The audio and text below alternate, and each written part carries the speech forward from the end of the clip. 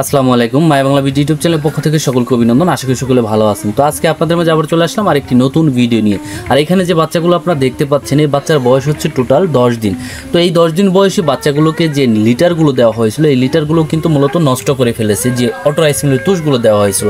তো এই লিটারগুলো যেহেতু নষ্ট হয়ে গেছে, এখন যেহেতু বর্ষাকাল, তো সেক্ষেত্রে আমাকে এই লিটারগুলো পরিষ্কার করতে হবে এবং এই অটো রাইস মিলের তুষগুলো সংগ্রহ করতে আমাকে যেতে হবে অটো রাইস মিলে। তো আপনারা এখানে দেখতে পাচ্ছেন অনেক অটো রাইস মিলের যে তুষগুলো আছে, এই তুষগুলো রাখা আছে। অনেকেই প্রশ্ন করে থাকে যে ভাই, অটো রাইস মিলের তুষগুলো আমরা কোথা থেকে সংগ্রহ করব, যেখানে মূলত আমান ধান থেকে তুষগুলো চিরানো হয়। তো আপনার সেই অটো রাইস মিল থেকেই কিন্তু এই অটো রাইস মিলের তুষগুলো আপনারা সংগ্রহ করতে পারবেন। তো এখানে অনেক অটো রাইস মিলের তুষ রাখা আছে, আপনারা দেখতে পাচ্ছেন। এগুলো কিন্তু মূলত আমাদের জামালপুরে কেজি হিসেবে বিক্রি করা হয়। তো এখন এই অটো রাইস মিলের তুষের কেজি হচ্ছে মূলত 17 টাকা কেজি।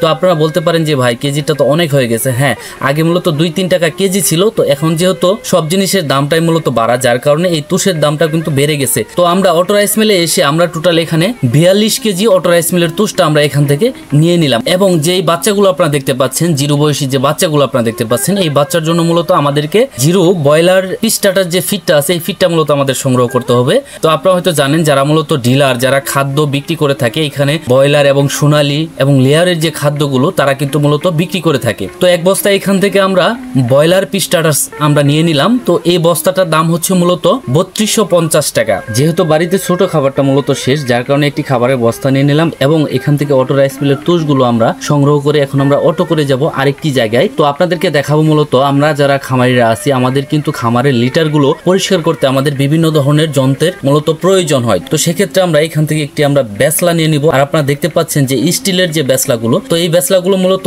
খুবই শক্তিশালী এবং মজবুত একটি ব্যাসলা।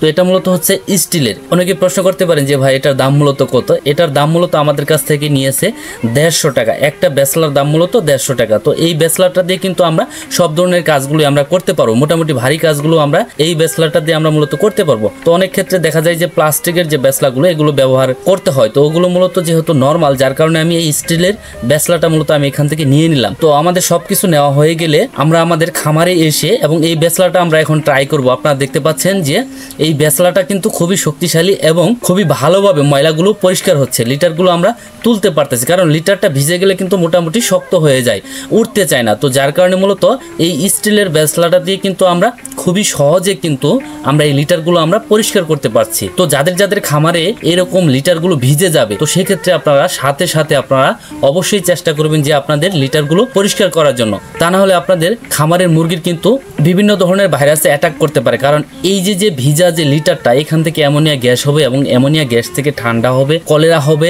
বিভিন্ন ধরনের রানীক্ষেত গাম্বুরুর সমস্যা হতে পারে।